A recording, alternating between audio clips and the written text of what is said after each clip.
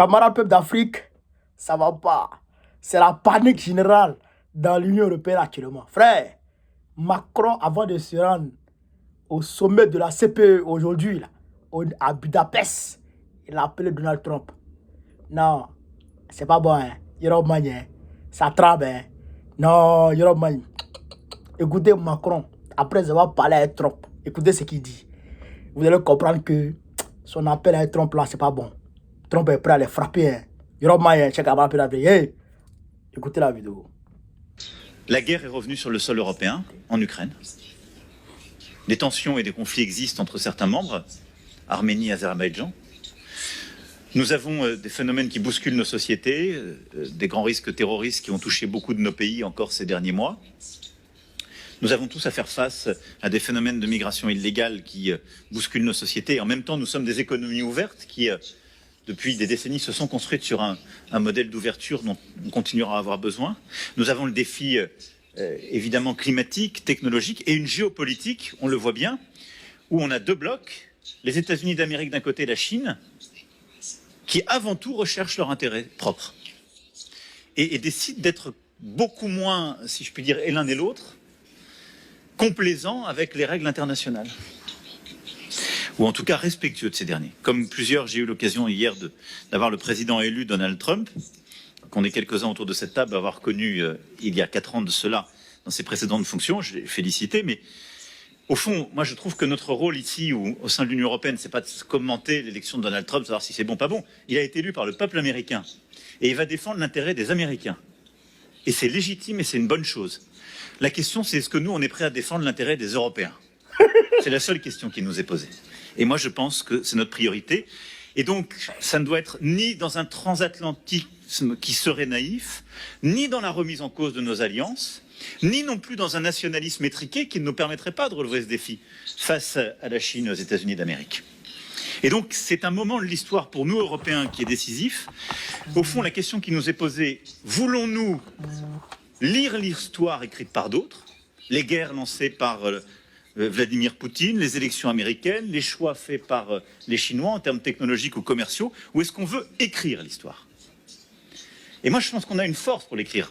Nos économies sont fortes, nos pays ont des systèmes de défense sophistiqués, et on représente quelque chose. L'Union européenne, c'est 440 millions d'habitants avec ses 27 pays, et la communauté politique européenne, c'est plus de 700 millions d'habitants. Si on décide d'avoir conscience de ce qu'on représente géopolitiquement, commercialement, c'est une puissance inouïe. Il n'y a aucun marché de 700 millions d'habitants aussi uni par l'histoire, des intérêts, des valeurs que nous autour de cette table. Aucun. Si on se réveille et qu'on décide au fond de ne pas disparaître géopolitiquement et de ne pas être le marché d'ajustement des autres puissances économiquement et commercialement. Et donc pour moi, ce moment, c'est celui où on décide d'agir, de défendre nos intérêts nationaux et européens en même temps, de croire dans notre souveraineté, notre autonomie stratégique, et de dire au fond, on n'a pas envie simplement d'être des clients, d'être un marché qui est pris, de déléguer en fait à d'autres notre économie, nos choix technologiques ou notre sécurité, mais on veut pleinement se saisir de la question de la paix sur notre sol, de notre prospérité et de notre modèle démocratique. Pour moi, c'est ça les 3 défis de la communauté politique européenne qu'on a à discuter ensemble. La paix, Volodymyr vient de le dire, c'est aider l'Ukraine à résister face à la guerre d'agression russe. Il peut y avoir des différences de sensibilité autour de cette table. Mais moi j'ai une conviction profonde, notre intérêt est le même. Notre intérêt, c'est que la Russie ne gagne pas cette guerre. Et quel que soit, encore une fois, ce que pensent les uns les autres ici ou les peuples. Parce que si elle gagne, ça veut dire qu'il y a à nos frontières une puissance impériale à laquelle on dit « vous pouvez être expansionniste ». Je ne vois pas qui peut être en tranquillité autour de cette table si on laisse faire ça. De la même manière, je pense qu'il est très important de tout faire pour bâtir un accord entre l'Arménie et l'Azerbaïdjan, et j'espère que le traité de paix pourra être signé. Et au fond, notre paix, notre sécurité, elle s'inscrit si nous, Européens, nous savons dire nous ne voulons plus d'impérialisme et nous ne voulons plus de révisionnisme des frontières sur notre continent. Et ce message est fondamental. Et c'est vraiment un message d'intérêt. Au-delà de ça, il y a bâtir notre Europe de la défense, faire de l'Europe un espace de sécurité. Alors, l'Union européenne a fait énormément de travail ces dernières années. On en a encore beaucoup à faire pour financer, pour construire. L'OTAN a évidemment un rôle pilier clé. Et au sein de l'OTAN, nous, Européens, nous voulons jouer notre rôle. Ce pilier européen de l'OTAN n'a rien à retrancher à l'Alliance, mais il est le fait qu'il y a eu un réveil stratégique que nous devons assumer de nous, Européens. On n'a pas à déléguer pour l'éternité notre sécurité aux Américains. Et je crois que c'est important aussi d'envoyer le message que nous sommes maintenant des fournisseurs de solutions de sécurité. Et donc qu'on a autour de cette table, qu'on soit membre ou pas de l'Union européenne, eh bien, à produire, à assumer une préférence européenne dans cette production industrielle, à bâtir des choix, à s'appuyer sur l'interopérabilité de l'OTAN, mais aussi parfois accepter qu'on n'aura pas toujours le même agenda que nos alliés, ce qui ne remet pas en cause ces alliances, mais de dire que nous avons des solutions de sécurité à apporter, tout particulièrement à notre voisinage.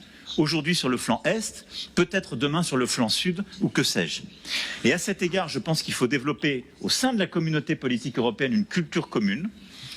Il y a quelques années, on avait bâti l'initiative européenne d'intervention. Il y a une douzaine d'États qui sont autour de la table qui y participent.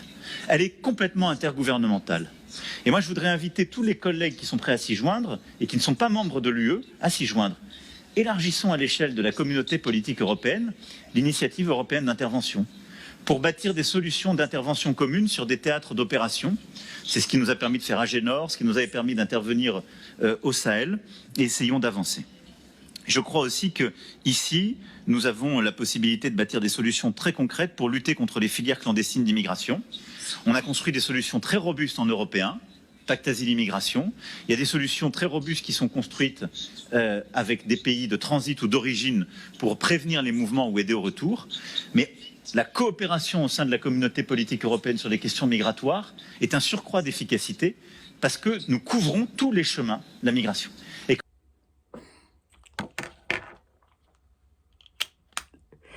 La famille, il dit, camarade peuple d'Afrique, il dit ça trame.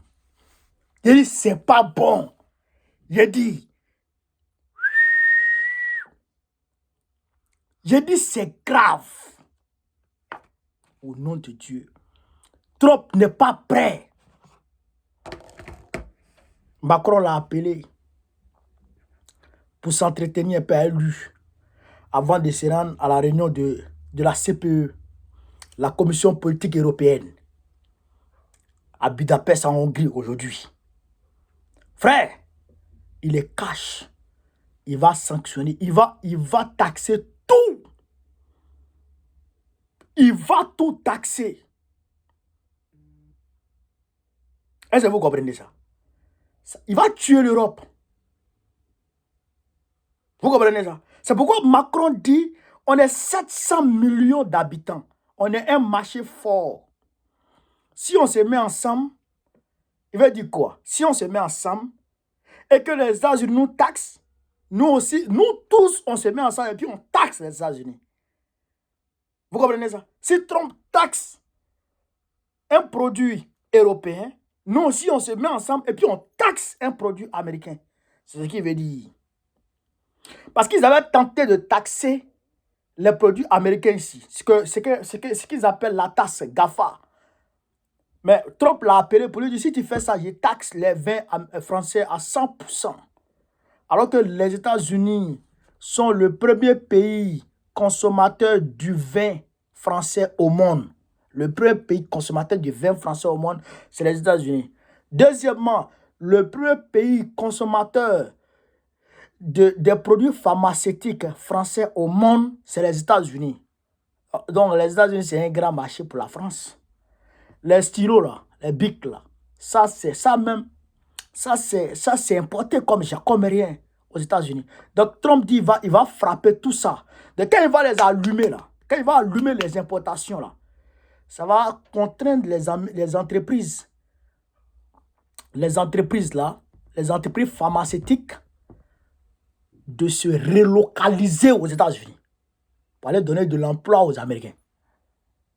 Il y a une entreprise, la filiale sport de Renault. On appelle ça Speed quoi là même là. C'est Speedy ou quoi là. La marque là m'échappe un peu. Voulait se délocaliser au Mexique à cause des taxes aux États-Unis. Il dit si vous partez au Mexique, il n'y a pas de souci. Mais quand vous allez venir avec vos voitures pour venir vendre ici, là, il y a taxe à 100%. Ils ont reculé, ils sont restés. Frère, c'est pas bon. C'est pas bon du tout, du tout, du tout. Donc, Macron dit, Trump va défendre leurs intérêts, les intérêts des États-Unis. C'est à eux de défendre les intérêts de l'Europe, tout en tenant compte des intérêts et de la souveraineté des pays qui composent l'Union européenne. Il dit, on ne peut pas déléguer notre sécurité aux États-Unis. C'est-à-dire que eux aussi, ils veulent fort dans l'OTAN. Mais vous avez 200 têtes nucléaires. Vous avez 200 têtes nucléaires. L'Angleterre ne fait plus partie de l'Union européenne. La seule puissance nucléaire dans l'Union européenne aujourd'hui, c'est qui? C'est la France. La seule et unique puissance nucléaire dans l'Union européenne, c'est la France. Avec 200 têtes. Les États-Unis en ont combien? 4000 têtes nucléaires. La Russie a 5000. Bon, vous allez faire quoi? Vous allez combattre. Vous pouvez faire quoi? Voici Olaf Scholz, lui, s'en sort pas. Lui, il risque de tomber. À cause de ces bêtises qu'il a commises en vous suivant. En suivant les Macron, les Joe Biden, en vous suivant, il est en train de perdre. Là même, il a limogé son ministre des Finances. Alors que lui, c'est par alliance politique que le gars là a été... Donc le gars a pris son parti. Ça va pas. Ça va pas. Camarade. Donc voilà ce qui n'est pas bon. Voilà ce qui complique les choses. Donc, allez la Romagne. Trump en train de traumatiser. En tout cas, pour le moment, ça va. Trump va prendre fonction en janvier. Là, il va cohabiter avec Joe Biden. Elon Musk va rentrer dans l'administration de Trump. Non, ça veut dire qu'ils vont détruire l'État profond. Franchement, on ne dit rien d'abord, on ne dit pas trop d'abord. Mais je pense que ça sent bon. Voilà. Vive l'Afrique libre. Vive le panafricanisme. Vive tous les présidents panafricains. Vive la paix dans le monde. Babo, président Bego 2025, Inch'Allah. On est ensemble, les gars. Merci.